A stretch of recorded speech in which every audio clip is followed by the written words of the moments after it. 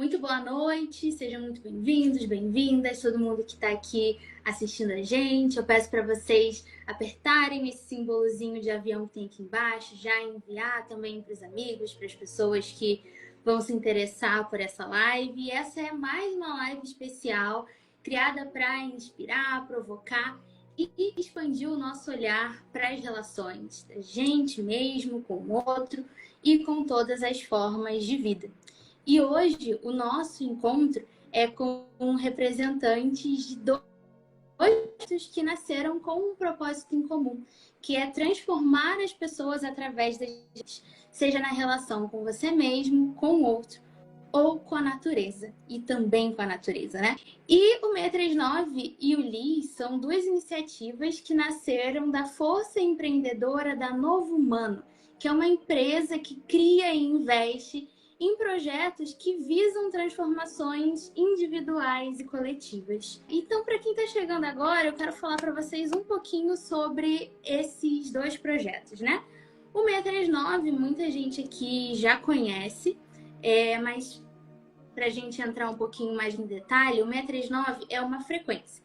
É a frequência da harmonia das relações. Então, a gente vai fazer a revolução das relações. A gente promove encontros diferentes de tudo que você já viu, unindo astrologia e tecnologia para conectar pessoas que tenham vibrações semelhantes, vibrações da mesma frequência. Esse é o 639 app. E depois, para viver esses encontros que já começam diferentes, a gente propõe uma pedagogia dos afetos, que é um novo olhar para as relações como um caminho de autoconhecimento e transformação pessoal. E para ter contato com a pedagogia dos afetos, com esses conteúdos, você pode acessar as nossas redes sociais. A gente lançou mês passado uma série que foi a Revolução 639, que está disponível no canal WePlay e também no nosso canal no YouTube. E a gente também tem a Pedagogia dos Afetos em forma de espetáculo de arte no Rio de Janeiro, no Manusche. E a próxima edição vai ser em setembro. Então, esse é o 639. E o LIS, ele é Lar e Integração do Ser. É um centro vegetalista que é pioneiro aqui no Brasil. E ele é dedicado a práticas ritualísticas espirituais originárias do Alto Amazonas peruano. E consiste na comunhão e toma de plantas mestras em retiros. Retiros esses que são conduzidos mediante um acompanhamento super cuidadoso de uma maravilhosa que é formada de terapeutas, médico, enfermeiro. E o vegetalismo é uma avançada de comunicação com as plantas. Ou seja, a gente se comunicando com as plantas, o que elas têm a nos dizer. Então, imagina experienciar essa vivência de profunda transformação. E a gente está aqui hoje com o Edson Drago, que muitos já conhecem bem, que faz parte do Conselho Estelar, é astrólogo, filósofo e terapeuta, um dos cofundadores do 639. A gente tem a Carla Perdigão, psicóloga, cofundadora do LIS, facilitadora ritualística e coordenadora geral. E a gente também tem o Randy, que está ali com a Carla, e ele é o maestro vegetalista do LIS e também do seu centro, Ampiuque, no Peru. Liz, o Randy lá junto com ela. Oi, Randy! Bom, gente, eu vou começar com as perguntas e a gente vai trocando. A gente sabe que essas duas iniciativas têm algo de muito forte em comum, que é a transformação individual através das relações e que essa transformação nos dias atuais se faz cada vez mais necessária. Então, Carla, eu queria ouvir um pouco de você. Como que o LIS transforma? Como que essa transformação acontece através do LIS? Primeiramente, boa noite a todos, a todas, a todos. É um prazer estar aqui com vocês nessa troca, né? E nessa intimidade, né, desse lugar com o Liz, né? Porque a gente já se encontrou de uma forma meio mais profunda, né? Nessa parceria. Localizar a transformação, né, que pode acontecer em uma, especialmente, assim, são muitas transformações, né? Às vezes em camadas diferentes, né? O trabalho pode chegar para alguém nesse encontro. É uma construção, uma coisa que eu e o Randy troca e ele sempre acentua e para mim tem um significado. Acho que uma imagem que que traz muito assim o trabalho, né? Que é através desse encontro, né? Dessa relação com essas outras espécies, nesse relacionamento interespécie, nessa comunicação interespécie, pode-se acontecer muitas transformações, né? Às vezes num aspecto mais do indivíduo, né? A gente sabe, depois podemos conversar um pouco mais, né?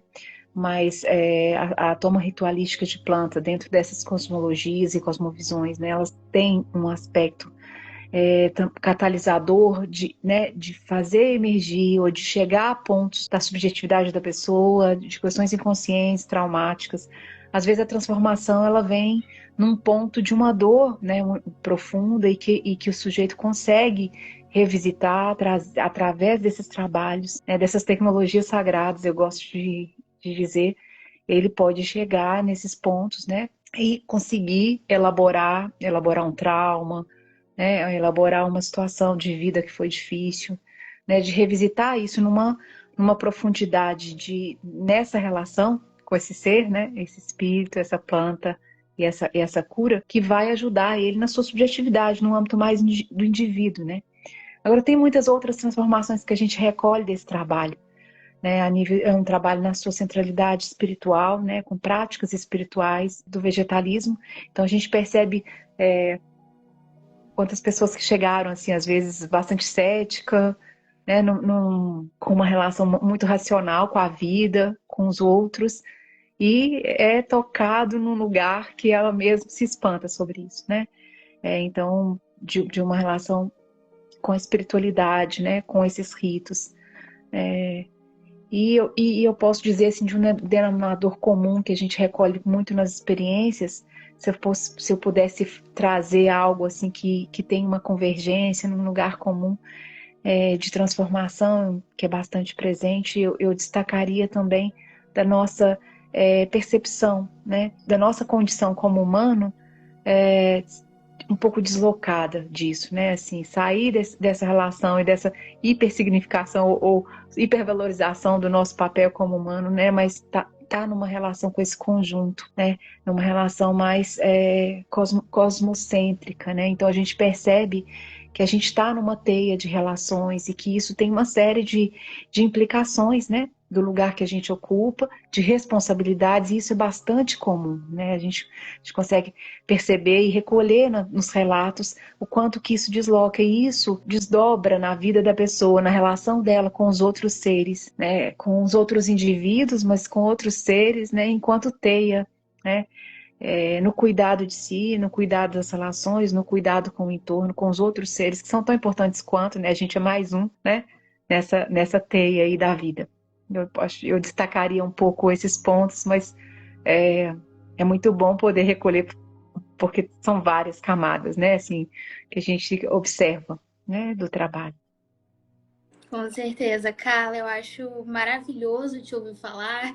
Achei maravilhoso quando estava aí, continuo achando muito maravilhoso, porque é isso, é uma revolução ao mesmo tempo em que é uma sabedoria ancestral, né? Então, é o novo, é a tecnologia ancestral, como você falou das plantas. Então, eu acho que essa conexão com esses saberes realmente transforma, de você só ter o contato já provoca, né? E Edson, eu queria saber de você, então, como aqui um representante do 639, como a gente está falando desses dois projetos, desse lugar que eles têm em comum, qual é a transformação que o 639 provoca? Olha, eu gostaria de ter certeza que o 639 provoca isso. A gente está tentando fazer com que o 639 realmente produza algumas transformações que a gente considera importante, mas não só a gente. Eu acho que qualquer pessoa que tenha uma conexão com o máximo de humanidade também gostaria de permitir que essas transformações acontecessem. E antes de seguir, eu quero agradecer as pessoas que já estão presentes. Eu queria dizer que elas podem fazer perguntas a qualquer momento. Muito obrigado. E antes de nada, eu queria agradecer também a Carla e o Randy por terem aceitado o nosso convite, 639, de vir até aqui. Eu muito feliz que vocês estejam por aqui, muito feliz que o Randy esteja também participando muito obrigado de verdade. Eu me sinto honrado pela presença de vocês. E eu tô louco para que as pessoas que nos acompanham aqui conheçam a grandiosidade do projeto que vocês trazem, esse pioneirismo todo, né, na forma de trabalhar com isso. E eu estou bem feliz. Mas agora eu vou responder a pergunta da Mari, senão eu me perco. Eu acho que a grande transformação que o 639 tem se trata de relações humanas, se trata de observar as relações humanas de uma outra ótica, ou trazer uma ótica que talvez tenha sido presente na nossa história, mas que se perdeu. Que eu até, pensando filosoficamente, ela já era, essa perdição, vamos chamar assim, já estava acontecendo há 300 anos, mas ela veio num crescente gigantesco, que é a objetificação das relações, onde as outras pessoas se convertem em objetos nossos. E isso chegou num ponto agora, com as relações virtuais, onde a outra pessoa é apenas uma imagem, até que ela possa me servir de alguma maneira, que nas relações amorosas, do jeito que elas se converteram nessa entrada do 21º milênio, é essa objetificação, a gente poderia chamar até de tratar a outra pessoa como um recurso, e não como uma pessoa como eu. Então eu começo a usar as outras pessoas para o meu prazer, para eu me safar da solidão, para eu me sentir admirado, e é tudo voltado a um eu, que é uma capa, porque ela é uma imagem. Talvez a grande transformação que a gente está convidando as pessoas que aceitem essa transformação e compartam com a gente, que venham com a gente fazer uma revolução, é justamente a revolução de ver as outras pessoas como outras pessoas como eu. E a mais importante ainda é no estabelecimento de uma relação com elas, é a gente ter essa troca de olhares, essa troca de sensações, de sentimentos, de ideias, e fazer com que a visão de cada um seja transformada de tal maneira que a gente amplie a nossa visão do mundo como uma visão de pessoas que estão construindo uma felicidade, entre aspas, aqui essa palavra é muito xarope de incluir numa conversa dessa, mas de ver que a felicidade a ser compartilhada, ela é amorosa desde um ponto de vista básico. Aquilo que a gente é canais de amor. E esse ser canal de amor, tanto o meu amor como alcançar o amor para outra pessoa, disponibilizar esse amor pessoal meu para outra pessoa e aceitar receber essa amorosidade pelos olhos amorosos das outras pessoas, é a grande transformação que a gente propõe, que no seu ambiente, no seu contexto mais íntimo, é a relação amorosa. E a relação amorosa é o campo onde a gente mais vai estar exposto. Então é aceitar também que essa outra pessoa que está com a gente, que é, ao fim e ao cabo, a pedagogia dos afetos, é aceitar que essa relação que eu estou estabelecendo com uma outra pessoa seja um professor para mim, um professor de mim mesmo. Essa outra pessoa é um espelho que me mostra, tanto naquilo que eu mais admiro, que eu mais gosto em mim, quanto naquelas coisas que às vezes eu nem sei que eu tenho e que eu detesto, mas eu consigo ver nos outros e não consigo ver em mim. Na relação amorosa, essas coisas aparecem. Então eu estou tendo uma grande oportunidade de me transformar naquilo que eu sou, em essência, mesmo naquelas partes que a gente a princípio considera que são mais escuras ou menos compreendidas, e integrar elas naquilo que eu sou, através do olhar e do amor, o olhar amoroso de uma outra pessoa. Acho que a grande transformação que o 639 traz é essa transformação de nós mesmos em seres amorosos. Que lindo, Edson, que profundo, que potente essa sua fala. E é muito bonito ver assim como cada projeto, apesar de ser único, né, tem um elo ali entre os dois, quando a gente fala justamente de ressignificar a forma que a gente vive, transformar as nossas relações, transformar a forma como a gente se relaciona com as outras formas de vida, Acho sempre muito potente quando você fala essa questão do recurso, né? Ver as outras pessoas como recurso e puxando para o Liz. Também, né, a natureza cada vez mais vista como um recurso, né? Então, existe essa proposta de realmente entrar em comunhão com o outro, com a natureza, com nós mesmos. Então, é muito, muito potente isso. E aí, eu queria aproveitar para fazer agora uma pergunta para o Randy. Então, se a Carla quiser ajudar a passar para ele, o Edson vai nos ajudar. Acho que a Carla, que também está com ele, pode nos ajudar com uma pergunta. Para quem está assistindo a gente, o Randy é peruano, ele não fala português, então o Edson vai ajudar a gente nessa ponte para todo mundo poder conversar aqui. Então, é muito encantador essa possibilidade da gente aprender com as plantas, né? Delas serem nossas professoras. Randy, você pode falar para a gente um pouco sobre isso? Randy, perdona que te voy a traducir yo, lo siento, lo que te tocó por hoy, pero vamos, es muy encantador saber de esta posibilidad de aprender con las plantas, de escuchar a las plantas y al fin y al cabo, ¿qué son estas plantas maestras? ¿Podrías compartir con nosotros qué piensas sobre todo esto? Ya, bueno, agradecer a tu invitación y buenas noches con todos que están conectados. Vamos a hablar un poco sobre las plantas maestras, profesoras. Bueno, ¿sí? Te pido que deje un espacito para que yo vaya traduciendo para que las personas puedan acompanhar lo que dices, ¿vale? Okay.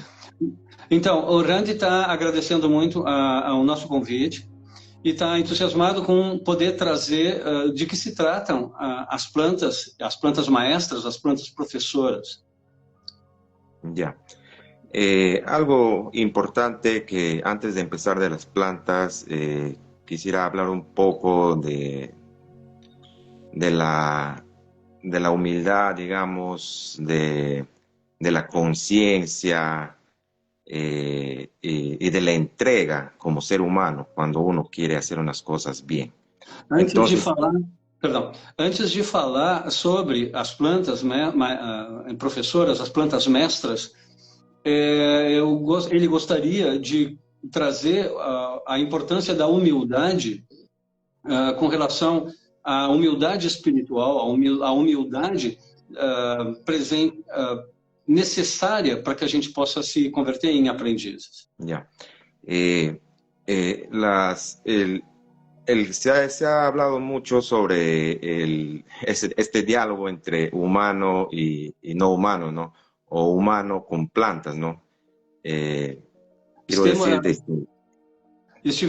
Já se escutou falar sobre essa interação entre humanos e as plantas, por exemplo, entre um ser humano e um plátano, por exemplo? Primero, para entender o para relacionarse con este mundo, hay que aceptar que nosotros tenemos un espíritu y las plantas también tienen un espíritu, son seres vivos. Antes de, então, o primeiro passo seria aceitar que, como nós que temos um espírito, e aceitar essa proposta de que nós temos um espírito, e aceitar também a ideia de que as plantas também têm um espírito. Y la otra cosa importante también es de que nosotros como humanos no podemos engañarlos a estos espíritus de las plantas, ¿no? Con nuestros comportamientos en el sentido de nuestros egos, digamos. Uma outra coisa importante é não nos enganar com o fato dessas plantas terem esse espírito, saber que a gente tem não só esse espírito, mas que a gente também tem egos e que a gente precisa estar atento a isso. Entonces, para llegar a esa intimidad con las plantas, uno tiene que prepararse bien el cuerpo, tanto físicamente y tanto espiritualmente y mentalmente, digamos, ¿no? Para poder entender, então, o que as plantas têm para nos ensinar, a gente precisa estar preparado no nosso corpo, preparado nas nossas emoções, realmente se preparar para entrar em contato com o espírito dessas plantas. Cuando hablamos de conversar con las plantas, la mejor, digamos, palabra sería esa relación íntima que se tiene con las plantas, ¿no? Então, a melhor maneira de chamar, antes de pensar em falar com as plantas, é construir essa relação íntima, construir alguma intimidade com as tais plantas.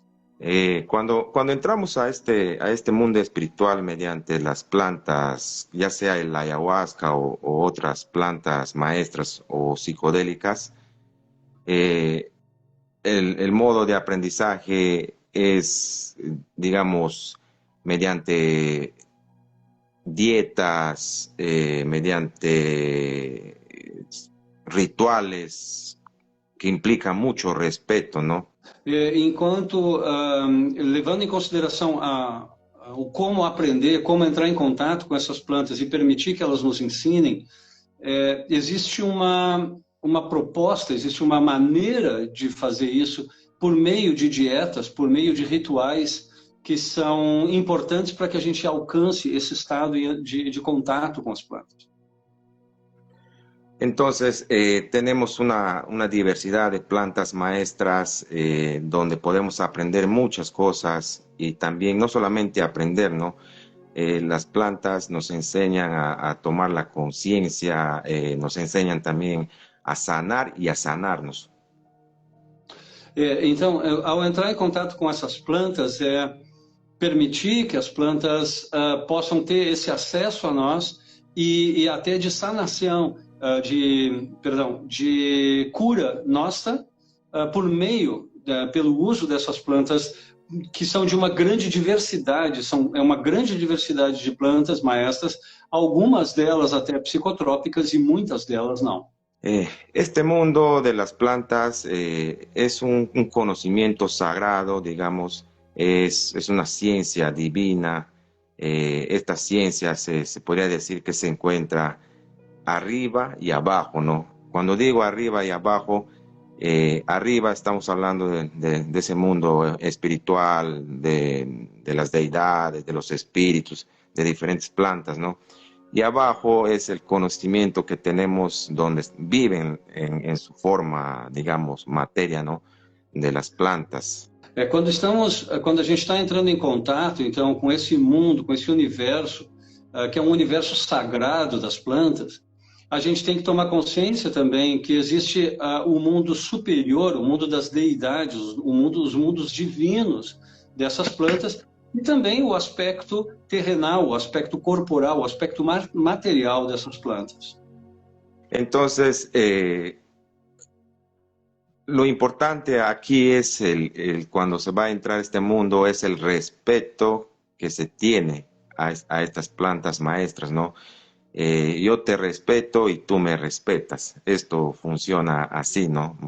E dentro dessa prática, então, de buscar as plantas mestras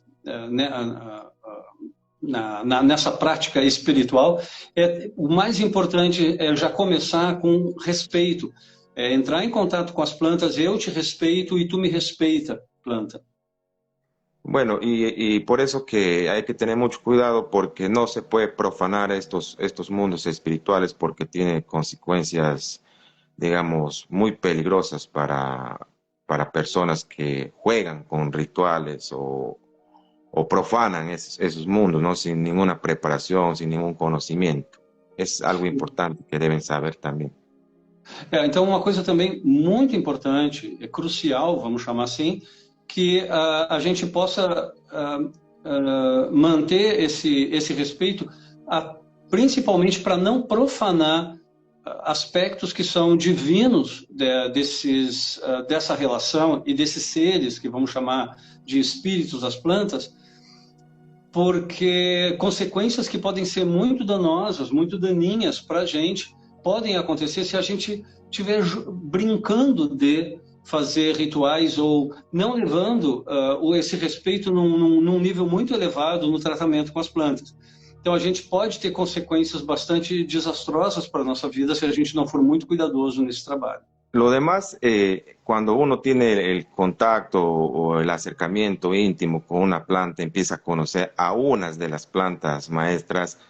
Como digo, hay una diversidad y cada planta tiene su saber, digamos, para curar o para sanar algún problema físico o espiritual o mental del cuerpo, ¿no? Como digo, no solamente es sanación, también las plantas te enseñan para que uno pueda compartir con otras personas, ¿no?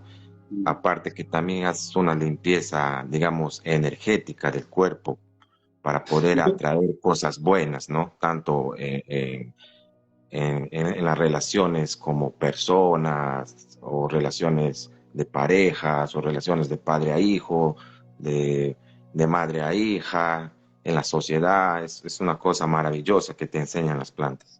Sim. Então, quando a gente começa a ter, quando a gente começa a criar essa intimidade com as plantas e receber os ensinamentos, a gente precisa construir uma relação de amizade com uma das plantas, por exemplo, quando começa a acontecer, a gente é convidado a ir desenvolvendo essa relação e permitir que essa planta nos proporcione curas em coisas que podem estar no meu corpo, podem estar nas minhas emoções, podem estar nas minhas relações, e aceitar a participação dessa planta como que tenha uma participação curativa, curadora sobre mim e sobre todos esses aspectos, tanto do corpo físico, como das nossas emoções, como de outros aspectos que a gente poderia estar desequilibrado num determinado momento. Randy, te voy a pedir que pause un poquito antes porque yo me pierdo después que si tú sigues hablando yo me entero más que por dónde he empezado. Yeah. Sigue. Sigo. Entonces, en mi experiencia que tengo conociendo a las plantas maestras, he aprendido muchas cosas como a sanarme yo primero, ¿no? Hasta ahorita hay cosas que uno va sanando como curandero. Então, uma das coisas importantes que acontece nesse caminho é aprender a sanar, a curar a si mesmo, como todo curandeiro, como todo xamã, primeiro ele se cura, ainda que essa cura não seja uma cura definitiva, a gente sempre se mantém nesse processo de cura, mas esse aprendizado inclui o aprendizado sobre curar a si mesmo para poder proporcionar essa cura também para outras pessoas. Como ele tinha dito na outra fala e que eu não traduzi, ele também estava falando disso, da gente também ser porta-voz das plantas para levar essa sabedoria das plantas para outras pessoas também. También en este acercamiento con las plantas, ya sea la ayahuasca u otras plantas maestras, también hay cosas difíciles, ¿no? Como por ejemplo de aceptar y enfrentar nuestros miedos, porque estas plantas lo que hacen es mostrarte tus miedos. Então, quando a gente se aproxima dessas plantas mestras, como exemplo o ayahuasca, a gente tem que estar preparado também para que essa planta nos mostre aspectos que nos amedrontam. Então, a gente também tomar cuidado com os medos que podem acontecer a partir do contato com essas plantas, porque elas estão nos mostrando aquilo que pode nos amedrontar. Então, a gente tem que ter um certo preparo para se aproximar dessas plantas. Entonces, en mi experiencia, que me he dado cuenta, el secreto para una sanación es no huir de nuestros miedos en esas experiencias, es afrontar, como decía un curandero, ¿no? Sinchi o armisita, ¿no? Fuerza mujer o fuerza hombre en esa experiencia, ¿no? Entonces, cuando uno huye de esas experiencias fuertes, que son, digamos, a veces se piensa que são fatales, não? Sim. Então, uma das coisas importantes também que acontece nessa nossa caminhada é não ter medo daquilo que pode nos assustar e enfrentar, não só não ter medo, é aceitar que tem um medo ali, mas enfrentar esses medos porque o enfrentamento desses medos é parte da cura que a gente está buscando. Uma parte que has dicho sobre estas últimas palavras era sobre un ayahuasquero. No sé si me he enterado bien. Dije unas palabras, una experiencia que tuve cuando tuve una situación así fuerte, de querer huir de esa situación, las palabras del curandero o maestro que decía Sinchi Huarmisita, que es quechua, o Sinchi Huauquisito, ¿no?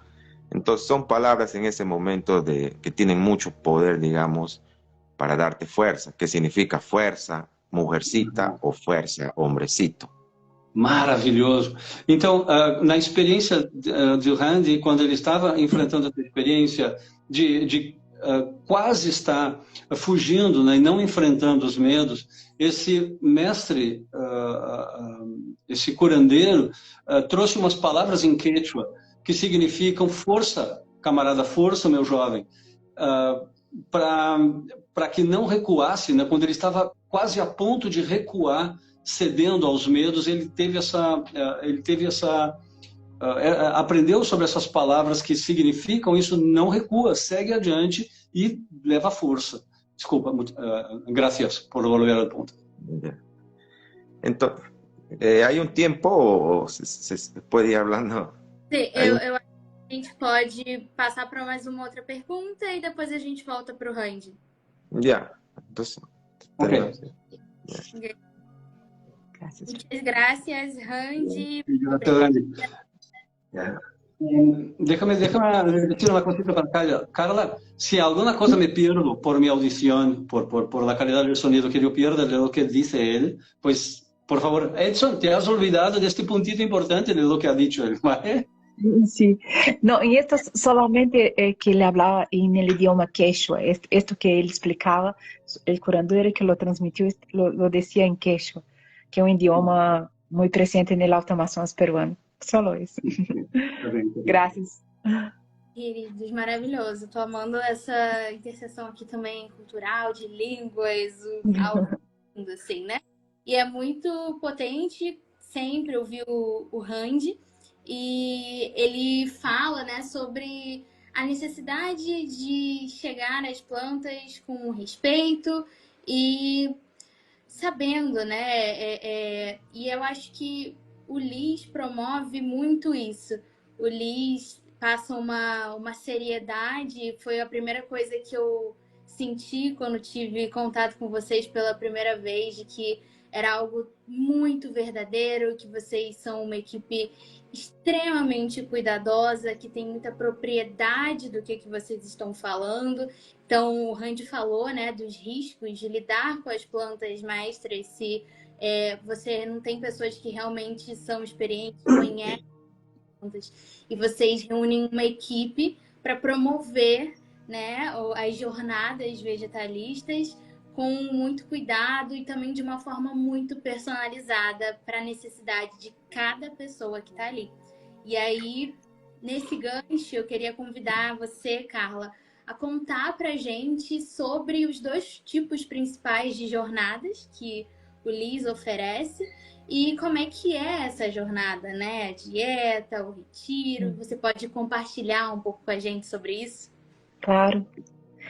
Então, para introduzir um pouco, né, de como acontece o trabalho, eu acho que é importante também compartilhar que o nosso trabalho ele acontece em 3 eixos, sendo na sua centralidade as práticas ritualísticas, né, do vegetalismo, né, que é conduzido pelo Randy, né, na referência, né, como nosso maestro vegetalista, dentro da sua trajetória e seu conhecimento. Eu também sou facilitadora junto com ele desse processo. A centralidade do nosso trabalho acontece nas práticas, nas suas variadas formas de rituais com as plantas maestras, né?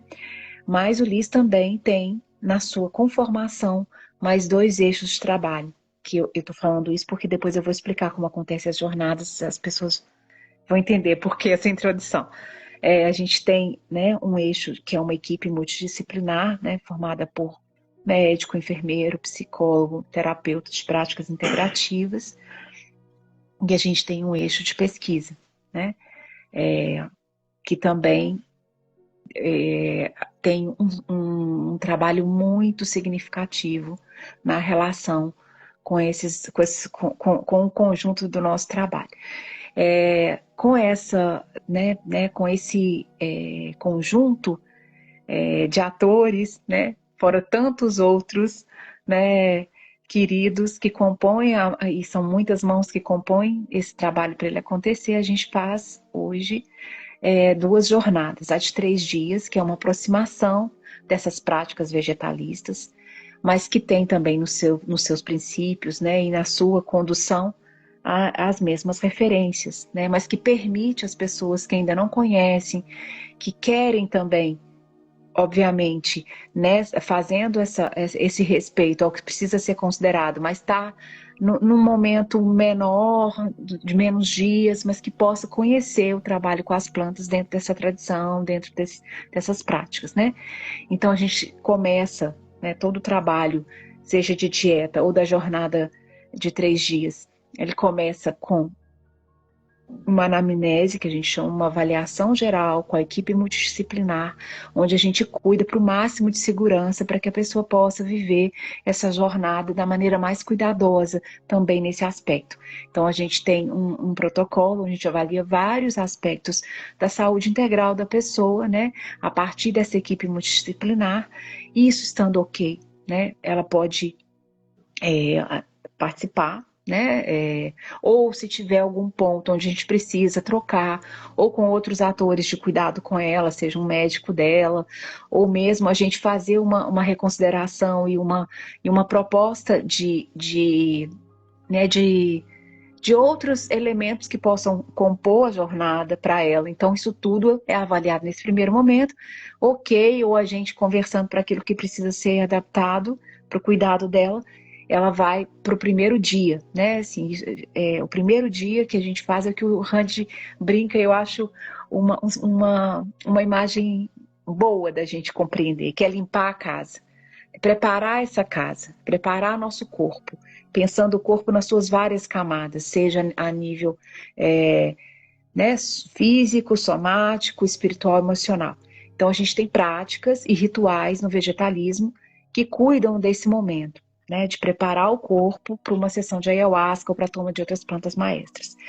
A gente pode trabalhar com alguns tipos de purga, em geral, né, tem algumas purgas que têm um efeito mais diarreico e que é preciso compor, mas no geral a gente começa com a purga quinulismo, um ritual com as plantas maestras purgativas, que são plantas que têm um efeito emético, que faz você vomitar muito. Algumas com maior duração, outras menos, né?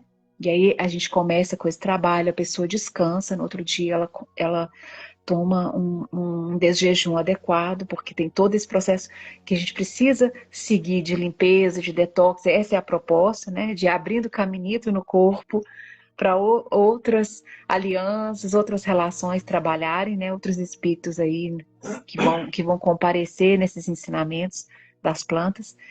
E aí no outro dia, em algumas jornadas, a partir também do que a gente observa que pode agregar aquele grupo, a gente oferece práticas de respiração circular ou de bioenergética, né? Algumas jornadas têm essa presença dessas práticas, outras não, a partir também do que a gente observa que precisa compor.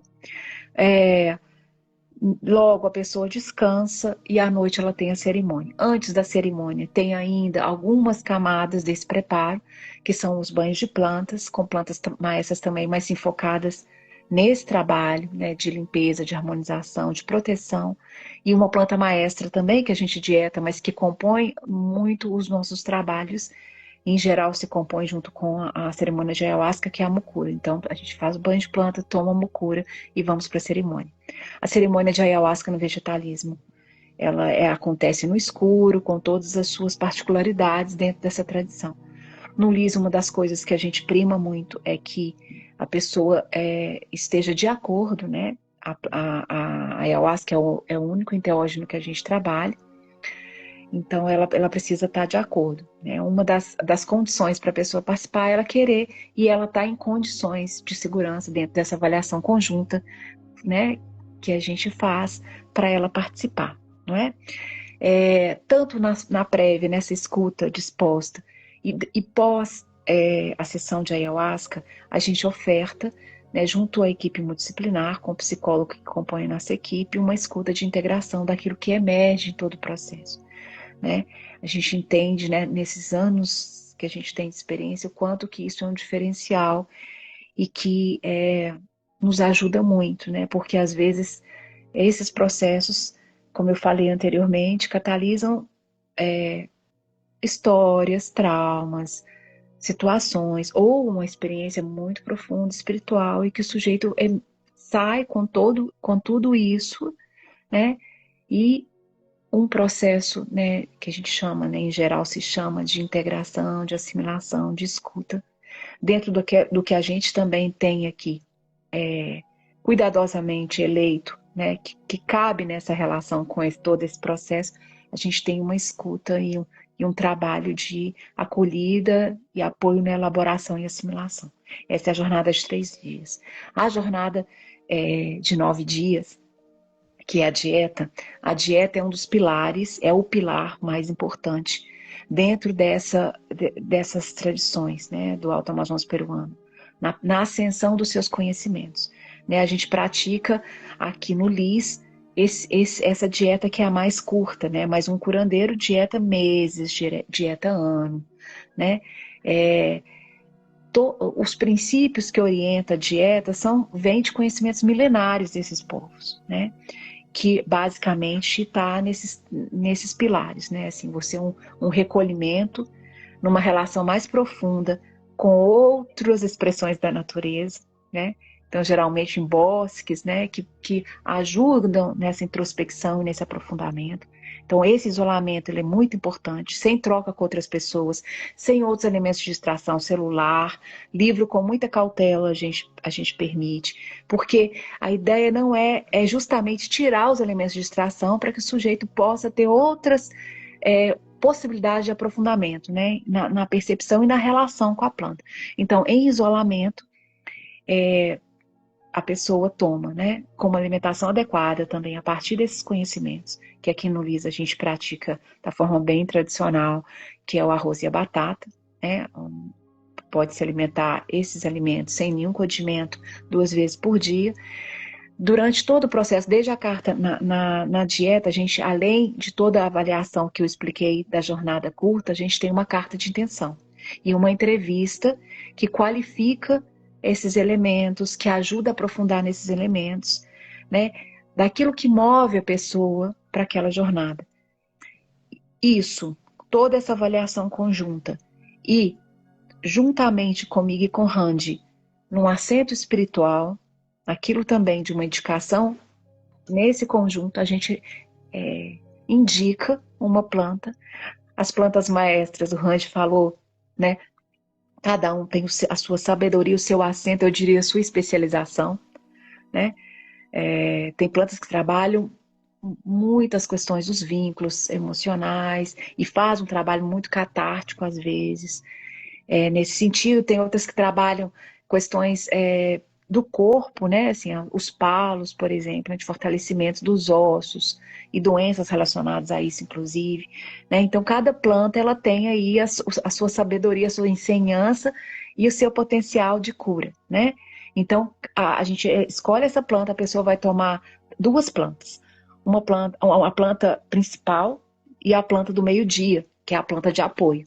Então, de manhã e à noite ela toma essas plantas maestras principais e uma de apoio no meio-dia, né?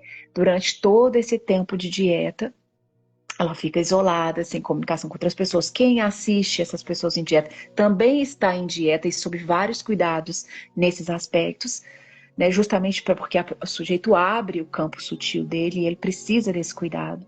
Então a gente tem a visita nessa relação, né, nessa interface com a equipe multidisciplinar de 2 vezes do psicólogo, a não ser que a pessoa esteja com uma situação muito sensível e aí a gente né, entende que é importante ofertar mais dias de escuta ou de um acompanhamento nesse sentido. Mas, em geral, ela tem 2 vezes durante a dieta essa escuta, e pós-dieta também. Pós-dieta que são outros cuidados que precisam seguir depois da dieta. A gente conclui com uma cerimônia de ayahuasca. Depois da cerimônia de ayahuasca, no outro dia a gente tem uma prática integrativa que ajuda muito também no apoio da integração e assimilação, né, assentamento dessa experiência, que é uma prática de terapia sonora, e eu faço uma roda de conversa para finalização, mas a gente oferta, depois de 15 dias, acompanhando a pós-dieta de 1 mês, uma escuta também, para aqueles que desejarem, tanto na jornada curta quanto na dieta de 9 dias, também um espaço de escuta para assimilação e integração, não é? Bom, no geral é isso, né? Como acontece. Muito obrigada, Carla, pela sua filha, por ter contado pra gente. Inclusive, quero incentivar todo mundo que tenha dúvidas a colocar aqui no chat. Logo, logo a gente vai chegar nesse momento de responder as dúvidas, então podem já ir enviando. E agora que você contou como funciona toda a experiência, eu acho muito interessante a gente ouvir também de quem já viveu, né? Afinal, não estamos aqui por um acaso, tanto eu quanto o Edson, a gente já participou da jornada vegetalista de 9 dias. E eu queria perguntar para o Edson, conta pra gente um pouco sobre como foi esse processo para você, se foi o seu primeiro retiro, eu sei que não, mas conta pra gente como foi a sua jornada com o LEAD. Bom, antes de mais nada, eu queria dizer que foi uma experiência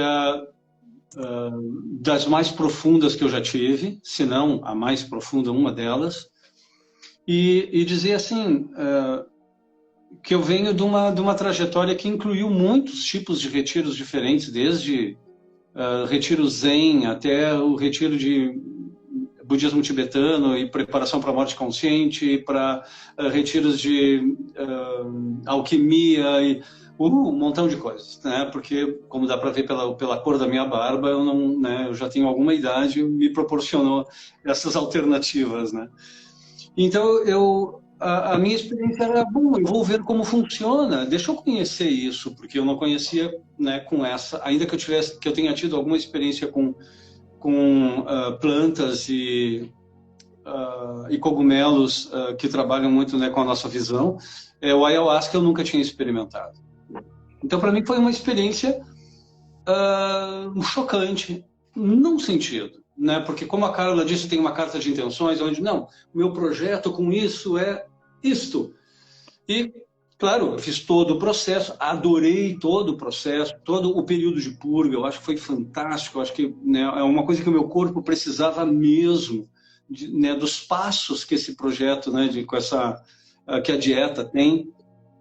E eu estava encantado com a possibilidade de estar também na floresta, numa casinha, sem luz elétrica, sem interferências. Que coisa bem boa isso. Isso, né, eu imagino que para muitas pessoas isso pode ser desafiador, claro, mas eu acho que esse desafio é um desafio que nos expõe para a gente mesmo, né? Tu ficar muito tempo sozinho contigo mesmo não é fácil para a maior parte das pessoas. E para mim, nas primeiras oportunidades que eu tive de ficar sozinho comigo mesmo, eu não sabia nem o que fazer com as mãos, porque... Mas então, o que me encantou profundamente nessa experiência foi isso. Eu tinha as minhas intenções e o que as plantas me mostraram era outra coisa. Olha para aquilo lá. Tu achou que tu tinha terminado? Pois não terminou. Volta lá, que tem lições ainda para serem aprendidas antes de dar um passo adiante. E eu acho que essa oportunidade me mostrou também que a minha atitude de controle mental, desculpa, gente, eu vou ter que admitir para vocês, mentalmente eu sou bastante controlador, como toda pessoa formada em filosofia tem um pouco disso. Eu fui treinado para isso. eu achei que eu pudesse ter um controle sobre o que estava, né, e o que ia ser trabalhado, da mesma forma que a gente vai fazer um retiro de psicologia, a gente acha que tem controle e quando a gente vê, não, não tem. Porque a planta vai ser o professor, não eu mesmo. Então, eu acho que o que o Randy falou antes, né, dessa humildade de se colocar à disposição para que as plantas, para que a planta, nesse caso a ayahuasca, me mostrasse exatamente onde é que eu tinha que botar o meu foco naquele momento, para mim foi um dos aprendizados sobre mim mesmo e também sobre o meu controle e sobre a qualidade espiritual da planta maravilhosa. Então, para mim, isso foi um achado. Mas uma das coisas que também me marcou muito foi a qualidade da acolhida da equipe, o que inclui também a Carla. Eu gostaria de fazer um agradecimento especial à Carla, e toda a equipe que estava ali com a gente, da gente se sentir protegido, a gente se sente acolhido num sentido também de saber que qualquer coisa que aconteça, que eu entre em qualquer problema que eu veja, eu sei que eu vou ter ali gente que vai cuidar de mim. Então isso para mim foi também uma sensação de aqui eu posso me soltar, como uma vez eu me soltei, né, numa cachoeira, para cair da cachoeira, me soltei de um cabo para ir. É um ato também de coragem, mas que é um ato de coragem que a gente sabe que tem gente lá para nos segurar. Então, foi uma das experiências mais brilhantes que eu já tive, porque tinha esse conjunto todo de apoio. E por isso mesmo com toda a experiência que eu tive, foi um grande momento de descoberta pessoal. Eu imagino que para quase todo mundo que passe por essa experiência, vai ser uma experiência, se por um lado desconcertante, por outro lado muito acolhedora e de um salto de qualidade na minha visão de mim mesmo e do universo. Edson, muito obrigada por compartilhar como foi a sua jornada. Inclusive, eu acho que para mim é até um pouco reconfortante saber que você também teve uma grande quebra do que eram as suas expectativas, porque eu achei que isso era só devido à minha inexperiência com retiros, porque o LIS, no meu caso, foi a primeira vez que eu fiz um retiro qualquer experiência desse tipo. Ano passado, eu estava com 23 anos e há poucos anos começando um processo de autoconhecimento muito ancorado pela astrologia, que segue assim. Mas cheguei no LIS com muitas expectativas, assim, de não vou trabalhar isso, isso e isso, vou sair de lá já tendo amadurecido mais 30 anos e acho que depois da primeira cerimônia de ayahuasca veio, eu senti como se tivesse sido um pai falando assim, olha só, menina, você tá querendo ir lá na frente, mas ainda tem muito trabalho aqui que você ainda não fez. E aí eu fiquei bem chateada, fiquei triste, sabe? A criança logo depois que leva um sermão, assim. Mas aí chega isso que você falou do cuidado. E aí depois veio um outro lado desse pai ou dessa mãe mais carinhoso de tá bom, você foi quebrado aqui, agora deixa eu te acolher e vamos reconstruir, vamos olhar para o que precisa ser olhado. A resposta não está lá na frente, a resposta está aqui, você está começando. E eu acho que poder começar no LIS também foi muito impactante. Então, eu acho que se quem está assistindo também nunca teve esse tipo de experiência, também é muito bom, também é muito potente, mesmo quando é a primeira vez, né? E tem um lado da minha experiência que conversa muito com uma pergunta que eu quero te fazer, Carla. Depois eu posso contar um pouquinho sobre isso também, que é sobre arte, né? Então, o LIS, ele já ele foi inaugurado há pouco tempo, né? Mas uma coisa curiosa que está acontecendo e muito bonita é uma manifestação artística durante as jornadas, né? Então, desenhos, arte, poesia também, como foi o caso. Então, qual a relação que você tem entre a espiritualidade, o vegetalismo e a arte? Bom, não é uma novidade, né, que muitas pessoas que estão ligadas a trabalhos místicos se valem da arte para conseguir contar um pouco, né, daquilo que é esse contato e essa relação. E eu vou me valer também de uma fala do Rand, que eu acho que nos ajuda a compreender essa direção, sendo o Rand também uma expressão muito forte, né, dessa interface, né, como curandeiro, como maestro e como um artista, né? Ele fala que as plantas maestras não só curam, que já é muito, né?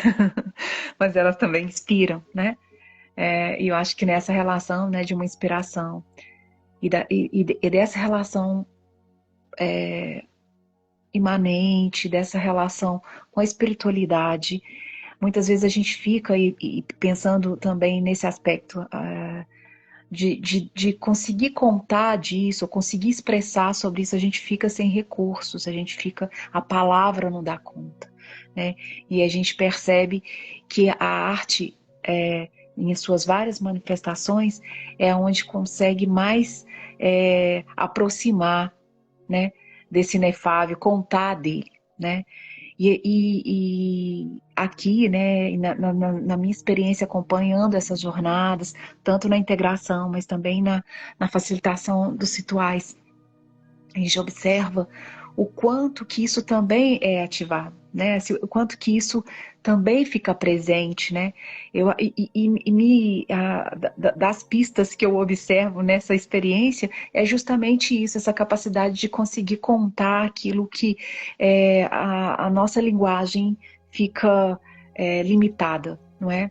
Então, mas juntamente com aquilo que se inspira, né, dessa relação, porque a gente, esses dias mesmo, uma das pessoas que estavam dietando conosco trouxe isso, que ele tinha uma relação muito profunda com a poesia e tinha muitos anos, um médico, muitos anos que ele não escrevia mais.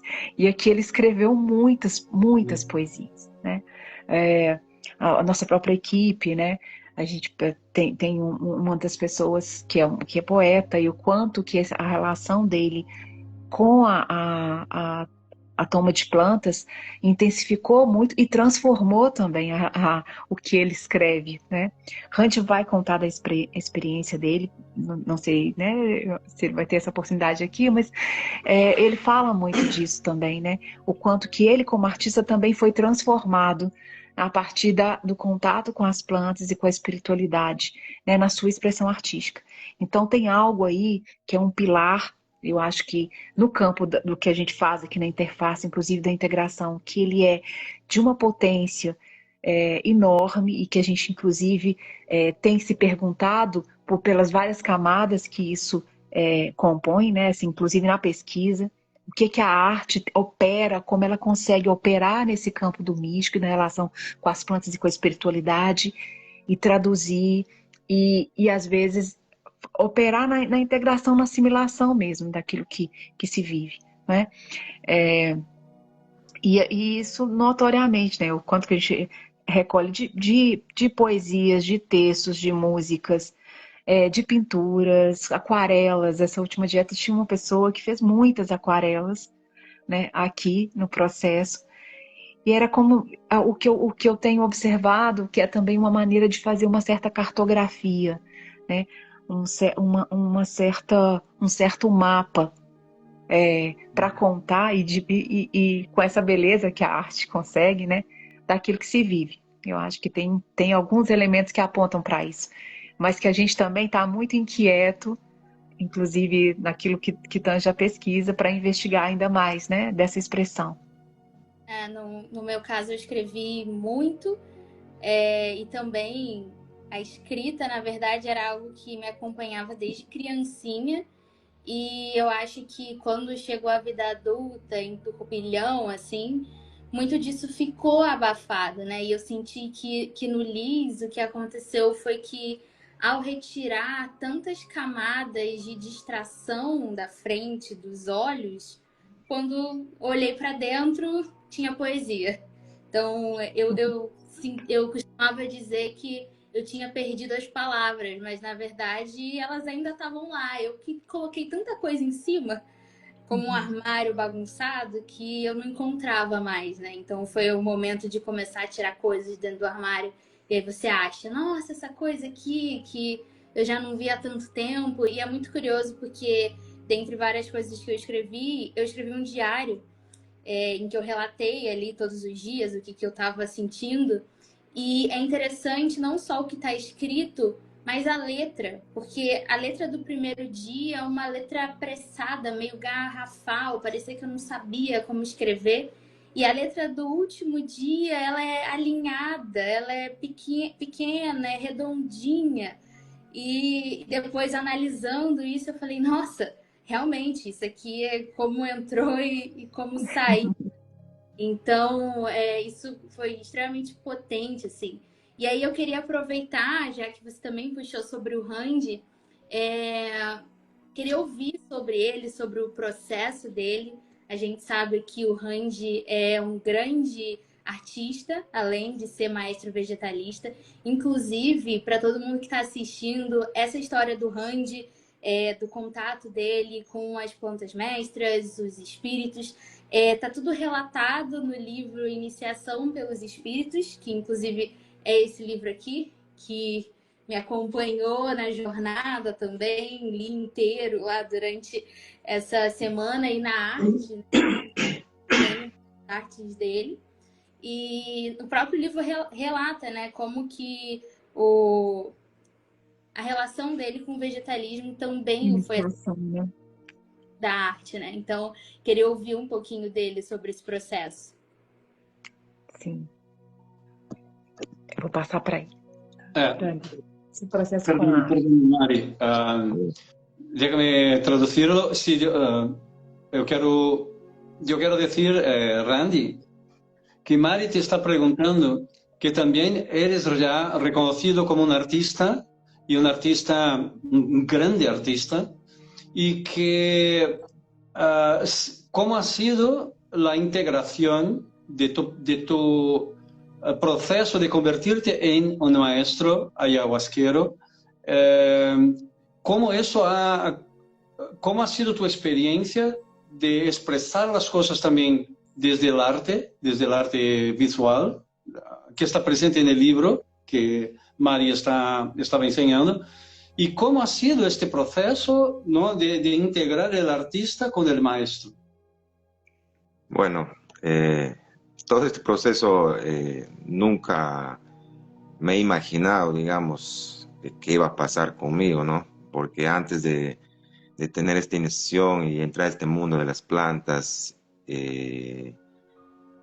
no tenía ni idea de estas cosas que las plantas despiertan el artista que tienes escondido en tu ser, ¿no? Que todos tenemos escondido en nuestro ser. Algunos brotan más rápido, algunos con alguna ayuda brota, Sim. ¿no?, el arte que tenemos.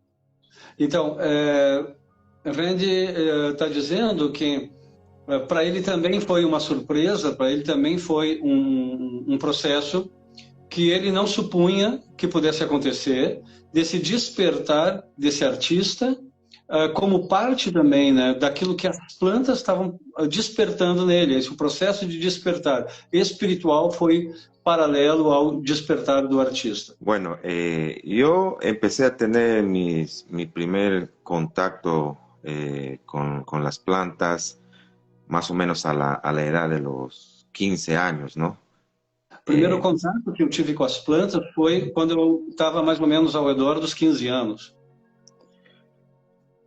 Bueno, a esa edad uno no sabe qué toma, ¿no? O qué son las plantas. Lo tomé por pura... A gente não sabe o que a gente está tomando, né? O que são essas plantas?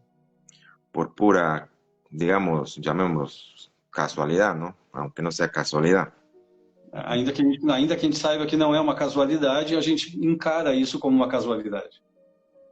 Entonces, durante todo ese tiempo, más o menos unos 15 años que yo acudía a estos rituales de ayahuasca, iba conociendo otras plantas, todas esas cosas,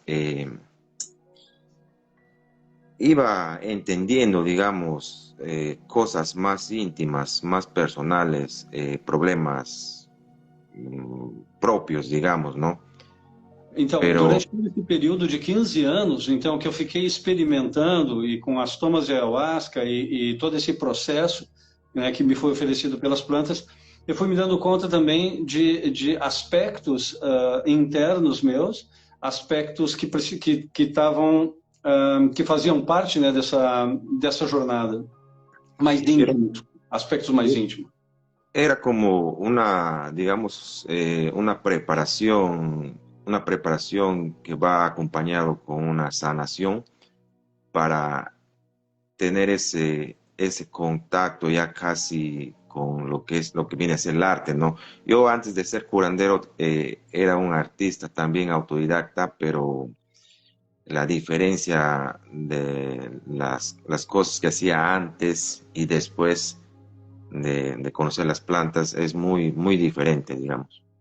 Então, eu já me considerava artista, autodidata, quando eu comecei com esse processo, mas com o processo espiritual oferecido ou ocasionado pelas plantas, a arte que se proporcionou foi uma coisa completamente diferente daquela que eu já conhecia. Entonces, cada experiencia que se tiene con el ayahuasca o otras plantas maestras, te están invitando a entrar a su comunidad de espíritus, ¿no? Então, cada experiência que a gente tem, seja com a ayahuasca ou qualquer outra planta mestra, é convite que a gente recebe de participar dessa comunidade de espíritos. Entonces, las experiencias que se tiene con las plantas, hay formas, hay colores, hay imágenes, no solamente son los espíritus de las plantas, ¿no? En mi caso mío, yo he tenido experiencias, puedo decir, puedo hablar de una teodiversidad de espíritus, ¿no? Então, ademais, além, né, da experiência que essas plantas nos trazem, que muitas vezes são experiências bastante significativas para nós, são experiências de cores, de imagens, são experiências de formas, que que acompanham também a diversidade dos espíritos que estão presentes nessas plantas. É uma diversidade grande de imagens e de formas. Entonces,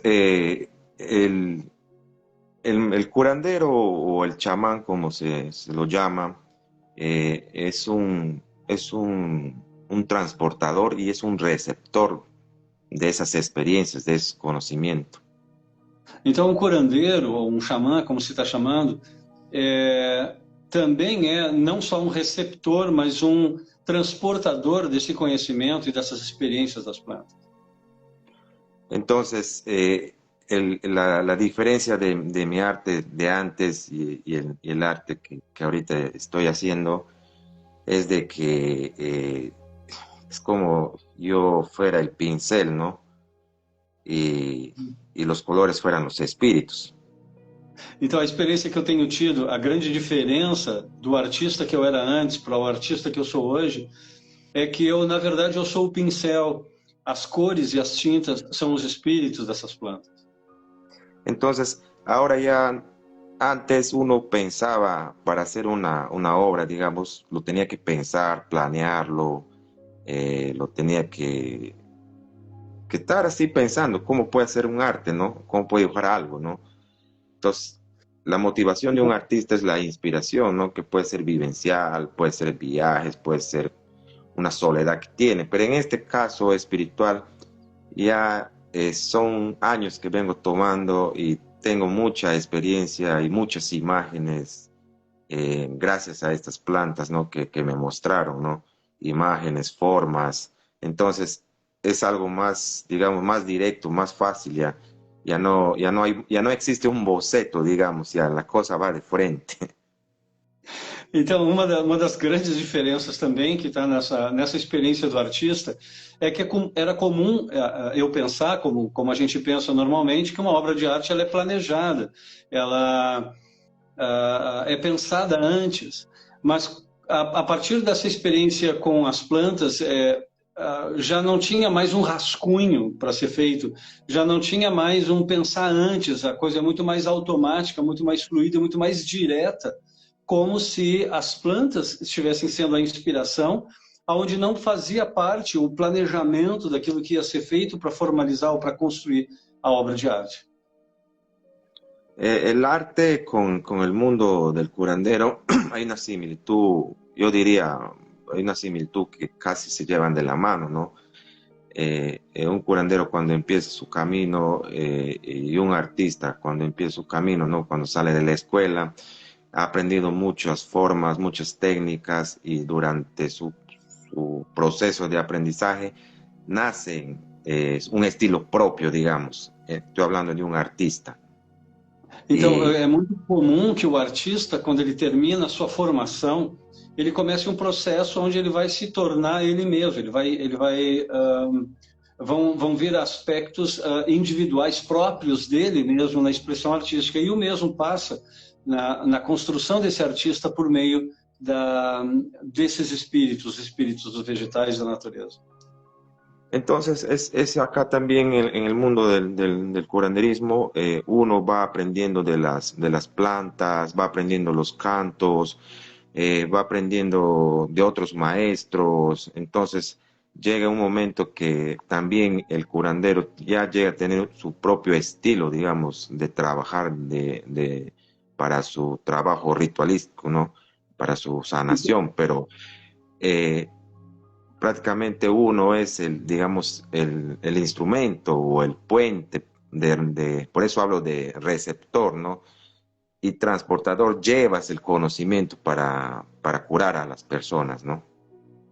Então, na trajetória, né, nesse universo do curandeirismo, durante a trajetória de formação, se aprende muito, se aprende das plantas, se aprende de outros mestres, se aprende da própria experiência, e isso é válido, isso também acontece com o artista, mas também acontece com o curandeiro, que depois de passar por todo esse processo de aprendizagem, o curandeiro também vai desenvolver um estilo todo próprio, um estilo, uma maneira toda própria de exercer essa arte, de ser receptor e transportador dessa sabedoria e dessa cura que vem pelas plantas, aonde tem esse aspecto mais pessoal e individual do curandeiro, que é a sua maneira específica de trazer a sabedoria e a cura. Isso seria todo. Perfeito, Randy. Muito obrigada pela partilha. E agora que a gente já está começando a caminhar para o final, queria aproveitar para trazer algumas perguntas que as pessoas estão colocando no chat. E eu tenho duas perguntas que foram direcionadas para o Randy. Eu acho que ele pode falar um pouquinho sobre, e acho que a Carla também. Mas perguntaram sobre qual é a importância da ritualística e do preparo adequado para viver as jornadas. E aí, complementando a pergunta, né? Se é possível fazer a jornada sem ter a toma da ayahuasca? Bom, eu vou responder sim, é possível, em alguns casos, inclusive, indicado. Eu até acho que eu escrevi, mas vou passar para o Randy. Posso contribuir igualmente, mas eu acho que ele tem muito a contribuir a dizer disso, né? Se vocês quiserem introduzir, também posso ajudar. Si puedes traducirlo, Carla, la pregunta a Randy. Randy, estão perguntando qual é a importância de los rituales, certo? Da ritualística e do preparo adequado. Vale. ¿Cuál es la importancia de los rituales, ¿no? de la toma de plantas de forma ritualística y de su preparación para la relación y el trabajo con ellas? Es un punto muy importante para hablar. Esse é um ponto muito importante para falar. Mira, ve, cada persona que toma una decisión de entrar a este mundo de las plantas, como siempre he dicho, ¿no? Vamos a hablar de porcentajes, ¿no? La persona, el 50% es la persona que va a entrar a este mundo, ¿no? El 40% son las plantas y el 10% es el curandero. El curandero, su rol en un ritual es simplemente el guiar esa experiencia espiritual y cuidar y proteger su experiencia. Cada Entonces, pessoa, perdão, sí, perdona, cada pessoa que então entra nesse universo da cura pelas plantas, das plantas maestras,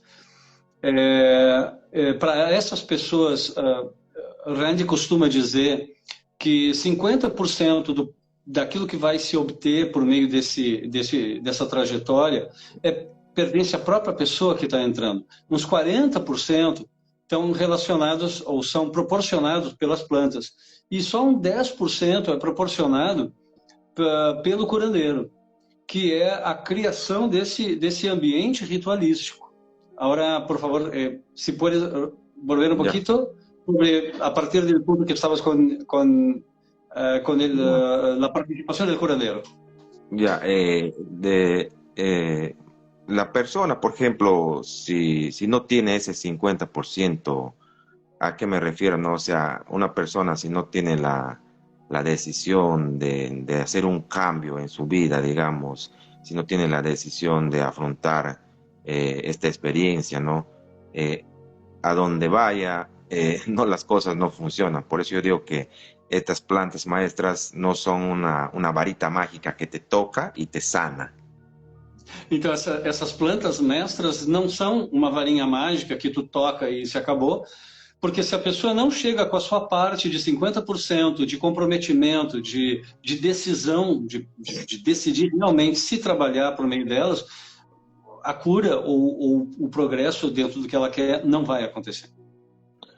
¿Y por qué es importante también consumir o entrar a esta relación con las plantas por alguien que tiene la experiencia de conducir un ritual? ¿Por qué es importante, no? Entonces, por que é importante, então, contar com a participação de alguém que tenha a experiência, que tenha o conhecimento desses rituais para poder acessar essas plantas? El ritual es muy importante, ¿no? Que va guiado por un curandero, ¿no? Entonces, el trabajo del curandero, como lo he dicho, es de guiarlo, ¿no? Mediante los ícaros, los cantos. En un ritual hay muchas herramientas, ¿no? Por ejemplo, si estoy hablando de herramientas que son, por ejemplo, el tabaco, el agua florida, los cantos. Hay también el ritual, no solamente está el curandero y los pacientes, también están, llamamos aquí, las alianzas que tiene el curandero con las deidades, ya sea de las plantas, ¿no? O sean deidades, que he hablado de la teodiversidad, ¿no? Puede estar, digamos, Ganesha, la Virgen de Guadalupe, puede estar San Benito. Entonces, es un conjunto de personajes, digamos. Isso, então o que é importante que se reconheça é que pelas mãos do curandeiro tem um monte de ferramentas, são várias ferramentas que vão ser usadas, como por exemplo o tabaco, como por exemplo as canções, os ícaros, como por exemplo o uso de outras plantas, e como é que isso se combina da arte do curandeiro, e que para cada curandeiro vai ter a sua maneira, que foi aquela que veio da sua própria experiência pessoal. Un ritual, el trabajo del curandero es proteger, cuidar, es un círculo, digamos, cerrado. ¿Por qué digo un círculo cerrado, no? Así como en este mundo terrenal hay personas buenas y personas malas, ¿no? En ese mundo espiritual también hay espíritus buenos y espíritus malos. Entonces, eso hay que tener cuidado. Então, dos cuidados importantes que é a dedicação, dos trabalhos importantes que é a dedicação do curandeiro é criar um ambiente, uma esfera, um círculo de proteção e de cuidado, porque da mesma maneira que nesse nosso mundo terrenal existem pessoas boas e pessoas más, no terreno ou no universo espiritual também vão existir espíritos bons e espíritos maus. Y por eso es importante a figura del curandero también como un protector. Entonces, eso es lo que hay que tener en cuenta, ¿no? Porque cuando uno entra a un ritual, abres, ¿no? Abres cosas energéticos, digamos, de las personas, ¿no? Así como abres, también hay que saber cerrar, ¿no? Por eso que a veces cuando personas asisten a rituales guiados por personas que no están preparadas, siempre hay problemas, ¿no? O sea, abren cosas y no pueden cerrar, digamos, ¿no? Hablando en el ámbito espiritual. Então, a importância desses rituais e dos rituais que são seguidos por um curandeiro é que quando a gente faz esse trabalho com as plantas, e é um trabalho espiritual, a gente se abre espiritualmente, e aquilo que é aberto por um ritual e pela planta precisa ser fechado também. E quando um curandeiro ele não está de todo preparado ainda para isso, ele pode não fazer isso de uma maneira correta e isso pode causar problemas para alguém. Es por eso que el curandero sabe cuándo va a proteger, cuándo va a hacer la sanación, cuándo va a haber un canto que lo guíe a la persona que está en el ritual. Es todo un proceso. Por eso que siempre digo de que las industrias farmacéuticas que piensan encapsular estas plantas psicodélicas, ¿cómo pueden meter en una cápsula todo ese que estamos hablando, ¿no? El espíritu, las herramientas, todo. O sea, es algo tonto que piensan las industrias farmacéuticas en querer encapsular el ayahuasca u otra planta psicodélica, ¿no? No ven la importancia, no solamente es la sustancia química de la planta, también es los espíritus que hay ahí, las herramientas. Então, um trabalho importante que o curandeiro sempre tem é de saber quando vai abrir o campo, quando vai fechar, quando vai proteger, quando vai efetuar a cura, quando vai usar esse canto, esse ícaro ou aquele outro. E isso é todo um universo que é muito mal compreendido fora desse meio, como, por exemplo, as grandes farmacêuticas que pensam em encapsular uma planta com o princípio ativo dela, como se a planta e essa matéria química ou bioquímica feita da planta fosse o suficiente para fazer certas curas, quando, na verdade, é o espírito da planta e toda a ritualística que estão ao redor que vão ser os responsáveis por algumas curas e não especificamente ou exclusivamente aquele elemento químico, coisa que as farmacêuticas não terminam de entender. Entonces, cuando se hace con todas esas, digamos, esas normas o reglas de un ritual, no existe ningún problema para la persona, ¿no? Cuando hay ese respeto del curandero y del paciente hacia estas plantas, ¿no? Entonces las plantas ahí nos abren su mundo, ¿no? Nos hacen conocer, nos enseñan, nos curan, nos inspiran. Então, as plantas que tem todo esse universo são plantas que também vão trazer para a gente inspiração, ensinamento, cura, e que elas estão todas envolvidas dentro dessa atmosfera espiritual, dentro desse conjunto que inclui o que se canta, que inclui a dieta como um todo, e todos esses rituais, todas essas normas que são importantíssimas para levar a cabo o que está se pretendendo com aquele tratamento. Entonces, en conclusión, para terminar esto, el éxito de una sanación de una persona es de que la persona tenga ese interés, esas ganas, esa fe de esa transformación de una nueva vida, digamos, porque los curanderos somos los doctores del alma, del espíritu. Então, importante a gente se dar conta que os curandeiros são doutores não só doutores do corpo, mas de alma, de espírito, para essas pessoas que estão buscando uma sanação, que estão buscando uma cura. Então, o processo de cura também faz parte ou para que uma cura seja bem sucedida, ela precisa passar por esses passos que inclui os passos determinados por uma ritualística específica daquele curandeiro. Sí, primero hay que curar el alma, después se cura el cuerpo. Primeiro se vai curar a alma, depois a gente vai acabar curando o corpo. Eso sería todo. Muito obrigada, Andy. Muito obrigada, Edson, pela tradução tão potente.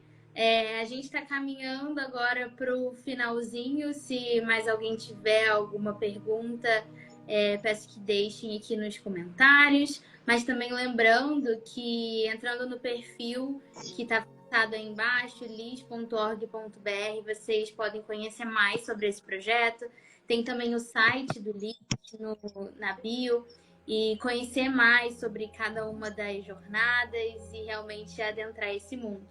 E aí, aproveitando que a gente está indo para o finalzinho, Edson, eu queria te fazer uma pergunta. A gente falou muito aqui sobre o LIS e você não só vivenciou a jornada do LIS, como é um dos cofundadores do 639, tá ali no 639 desde o iniciozinho, e toda a essência do 639 também pulsa muito viva em você.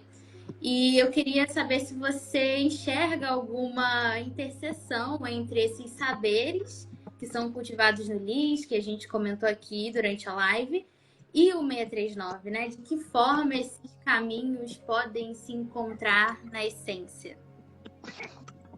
Bom, não é uma pergunta difícil de responder. Eu vejo 1 milhão dessas interconexões e interseções. Eu fico bem feliz de tomar parte nisso, seguro. Mas eu acho que tem algumas coisas que são fundamentais. Eu acho que com o que o Randy disse agora há pouco sobre o comentário que ele fez sobre as grandes farmacêuticas e essa atitude que a gente tem nesse nosso mundo ocidental de pegar só aquele elemento químico, porque é aquilo que nos interessa, que mostra um não entendimento de totalidades. Eu acho que a gente tem isso também no 639, quando aquilo que interessa não é especificamente que eu cure aquela minha relação com aquela pessoa, ou que eu me abra para uma relação com aquela pessoa, mas é um olhar novo, que é inteiro, é global, sobre relações de uma maneira geral. Acho que um dos pontos de interseção é esse. E o outro ponto que é parecido com o que o Randy estava dizendo também, por um outro aspecto, que era o que eu estava comentando em determinado momento, sobre usar e tratar das outras pessoas como recursos. Então, as empresas têm recursos humanos, depois vai ter recursos naturais. Como assim recursos? A natureza não é um recurso nosso. E eu acho que parte dessa visão de ver os outros como parte da nossa vida, essa visão global de que as pessoas estão interconectadas e que, então, a minha relação amorosa é uma dessas pessoas com as quais eu vou estar construindo a mim mesmo por meio dela, entra de uma mesma maneira que é como é que eu estou me relacionando com todas as outras pessoas. Se eu estou usando as outras pessoas, eu vou usar o meu relacionamento amoroso para mim, para o meu próprio benefício, e azar se a outra pessoa não estiver desfrutando tanto quanto eu. Então, essa atitude, que é uma atitude autocentrada, no pior sentido que existe, que chega a usar a outra pessoa para si mesmo, é uma marca registrada que a gente está tendo nessa nossa sociedade ocidental de usar a natureza para os nossos benefícios, ao invés de se descobrir de novo como parte dessa natureza. A natureza está dentro de mim, eu não posso tirar ela. Da mesma forma, eu sou parte dela. E eu acho que acho que essa oportunidade, como teve uma pergunta, como é que foi ficar isolado, né, esse isolado comigo mesmo, eu posso garantir que eu não estava tão isolado assim, porque tinham macacos, pássaros, tucanos. Eu estava no meio de uma vida efervescente ali. Então eu não estou sozinho, cara. Eu estou no meio de um todo do qual eu faço parte. Porque tem bactérias dentro do meu corpo sem as quais eu não sobreviveria se elas não estivessem ali.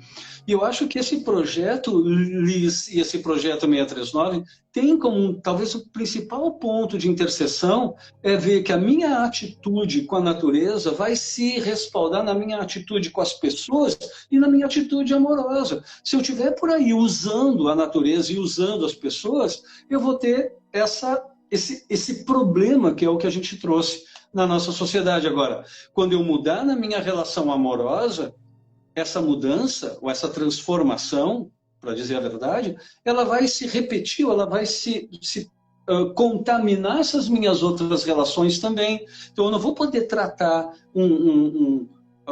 o atendente no banco ou o vendedor no supermercado. Não, todos nós somos parte de um todo orgânico, feliz. E aí é isso, se eu não conseguir fazer isso na minha relação amorosa, eu não vou conseguir não trasladar isso para essas outras relações que tomam parte na minha vida e deveria até começar por uma nova visão da natureza. A natureza não está aí para eu usufruir dela. Não, eu sou parte dela e eu tenho que respeitar, não só porque como é que eu vou dizer? É porque é moda, né, respeitar a natureza? Não. Ali tem seres, como o Randy estava dizendo, estão cheios de pessoas que não são humanas. Essas pessoas que não são humanas, são pessoas outras que humanas, elas fazem parte do nosso universo. E se a gente quiser aumentar a nossa percepção do mundo e ter uma relação realmente de amor com essas pessoas que estão nas plantas, por exemplo, a gente então vai estar também construindo relações muito mais amorosas com aquela que é a minha relação amorosa, a minha relação de casal, por exemplo. Eu acho que esse ponto de interseção é maravilhoso e eu gostaria de poder, no futuro, até ver como é que a gente poderia colaborar mais, pegar alguém do 639 e botar lá, vai fazer uma dieta, camarada, tu entende? Para justamente abrir esses olhos para essa nova forma, para essa transformação na forma de viver, tanto nossa como seres individuais, como também a nossa participação na comunidade de humanos e na comunidade de não humanos. Edson, é muito potente a sua fala. Inclusive, a gente teve um comentário aqui agora que eu acho que seria interessante você e a Carla comentarem também, né? Que fala que essa é uma perspectiva que já existiu antes na nossa história, né? Que nós fazemos parte da nossa natureza, mas essa mentalidade de separação da natureza veio do cientificismo, né? E isso, inclusive, foi uma das coisas abordadas no livro da iniciação pelos espíritos, né? Então, eu até falei disso no início, que é uma novidade para a nossa era, mas é também um resgate de um saber ancestral, né? Vocês podem comentar um pouco sobre isso? Então, nessa referência que você está trazendo do livro, é bem interessante, né? Assim, o livro, eu não sei se você comentou, mas ele é escrito por uma antropóloga junto com o Rand, né? Que é a Frederique Marlin, uma professora de algumas universidades também nos Estados Unidos e tal. E ela ficou muito sensibilizada com o processo de iniciação do Rand, mas ela também faz uma reflexão justamente nesse ponto, que ela vai fazer esse apontamento para a Anima Mundi. No tempo onde, né, havia assim, um entendimento, né, e ela faz esse apontamento para um deslocamento da gente sair desse lugar homocentrado para uma relação cosmocentrada, onde todos os elementos de vida está constituído por uma Anima Mundi, né? Então, assim, a gente faz parte de uma teia que ela é muito maior e a gente é um recorte nela. É importante entender a nossa função e nossa contribuição, mas também nossa insignificância, né? Eu acho que é nessa justa medida, né, de fazer esse dimensionamento, né, da nossa parte nessa teia, que a gente vai talvez parar isso ou parar ou nos reposicionar como foi bem dito, inclusive, né, pelo Edson, sobre a questão do ponto de objetificação, seja dos nossos semelhantes, né, seja de outros, né, entes vivos, não é? na natureza, né? Onde a gente sai desse lugar de irmandade, de pertencimento e de uma teia, e a gente se coloca com uma importância acima e nos autorizando, nos dando autoridade de explorar, de matar, de usar, né? Então nos desloca dessa relação utilitária e nos coloca como uma teia, né, de troca, de cuidado e de manutenção mútua da vida, né? Me parece que eu acho que se a gente, nesse trabalho, ali é um trabalho que nos provoca, né, a pelo menos a nos olhar dessa forma, né, nos descentralizar e nos sentir pertencente, né? Sim. Maravilha. Sim. E é muito potente, desde o início a gente está falando que esses projetos são propulsores de transformações individuais e coletivas, né? E é muito forte pensar nisso, né? Que a partir dessa virada de visão, a partir do momento em que a gente de fato entende, integra isso que vocês acabaram de falar, a gente se transforma a nossa visão e daí vem uma força muito grande de transformação coletiva tão necessária, né? Eu fico pensando, nossa, se todo mundo conseguisse voltar a se ver como parte da natureza, olha que transformação a gente teria no mundo que a gente tem hoje em dia, né? Tão urgente assim. Eu queria agradecer ao Risael Sibaldi, eu não sei se é um homem, bom, Risael Sibaldi que colaborou com a gente. Eu também fico muito feliz com que a gente possa trazer esse debate, né, de uma maneira pública. Eu adorei a tua resposta, Carla, eu acho exatamente isso, é maravilhoso. E aí eu entendo um pouco, né, que o grupo que nos agrega como projetos separados, que se chama Um Novo Humano. Tá bom, Israel, obrigado por ter te apresentado. A gente nunca sabe, né? Porque os nomes do Instagram são às vezes super complexos. Mas, enfim, eu gosto de tomar parte num projeto que está centrado por um nome que se chama Um Novo Humano. E esse novo humano é tão novo, mas também tão antigo, porque é também poder resgatar dessas tradições originárias, dessas tradições, vou chamar aqui indígenas, que são até uma coisa que eu andei lendo por aí, que eu fiquei feliz, que seria uma reindigenização do humano, é um pouco esse novo humano. Então eu fico muito feliz da gente tomar parte num projeto que, ainda que o projeto 639 é um projeto X lá dedicado, o projeto LIS é um outro, eu acho isso maravilhoso de poder compartilhar isso dentro de um mesmo, uma mesma barraca, vamos chamar assim. São realmente uma potência. Acho que todos nós nos sentimos muito felizes de estar experienciando essa conversa aqui. E agora que a gente já está finalizando, eu queria trazer uma última pergunta que a gente tem aqui para Carla. O 639, né, é uma iniciativa para as pessoas que se questionam sobre as relações, né? Como vivê-las de uma forma diferente. E o LIS, então, para quem seria? Você acredita que o que é fundamental para alguém se abrir e viver essa jornada? Bom, eu acho que o LIS tem uma possibilidade de um alcance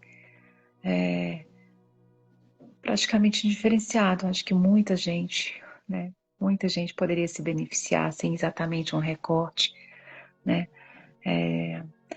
Mas numa confluência, eu acho que você está fazendo esse ponto, e eu coincido, numa confluência com o 639, um dos destaques que eu acho que eu poderia fazer é justamente isso, né? Para as pessoas que pelo menos se perguntam para uma questão da sua relação consigo, da relação com os outros, da relação dessa teia que a gente, né? Que ela pelo menos esteja inquieta sobre isso, né? O que é que nesses várias manifestações, né, de adoecimento, de dores e que nos acometem, tem a ver com algo que é muito mais amplo do que esse ensimesmamento no indivíduo, né? E eu percebo que as pessoas que chegam têm aí que seja como o Randy brinca, uma chispa, né, nesse lugar, né, de estar pelo menos se questionando como é que está a própria relação dela, né, com a vida na sua expressão tão diversa, tão múltipla, né, e que a gente é uma partezinha aí disso, né?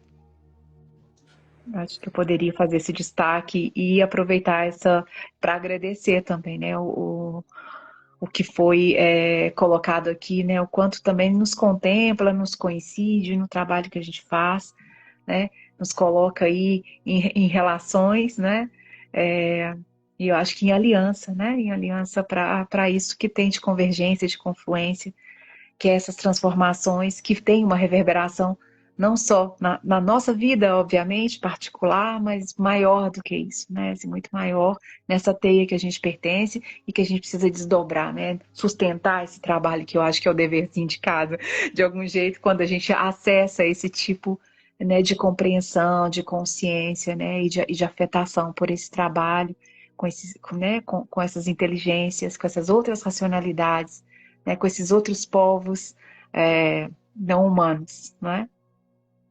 Queria agradecer Sim. a oportunidade. Muito bom. Muito obrigada, Carla, por toda a partilha, o Edson também. Estamos aqui, como falamos, na divulgação, a serviço de um novo mundo, povoado por novos humanos, humanos mais integrados com o todo. E é muito bom estar aqui com vocês, poder participar dessa conversa. Admiro profundamente todos que estão aqui, todo mundo que faz parte dessa teia. E eu vi que perguntaram, acho que o Israel perguntou sobre o livro, né? O livro é o Iniciação pelos Espíritos, esse livro aqui, que é o livro do Rand, da Frederic, que é a publicação do Liz e que conta a história do processo iniciático do Rand. E vocês podem, inclusive, adquirir o livro mandando WhatsApp pro Liz. Então, eu convido todo mundo a entrar no perfil do Liz para conhecer mais sobre, entrar no site. Todos os meses, o Liz está promovendo as jornadas vegetalistas, que a gente falou aqui sobre. Então, tem a agenda no site, vocês podem saber mais sobre como funciona, sobre como se inscrever.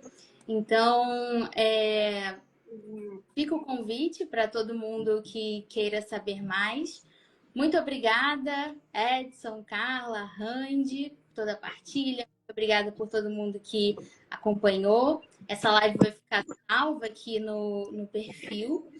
E vamos juntos nessa transformação coletiva e individual.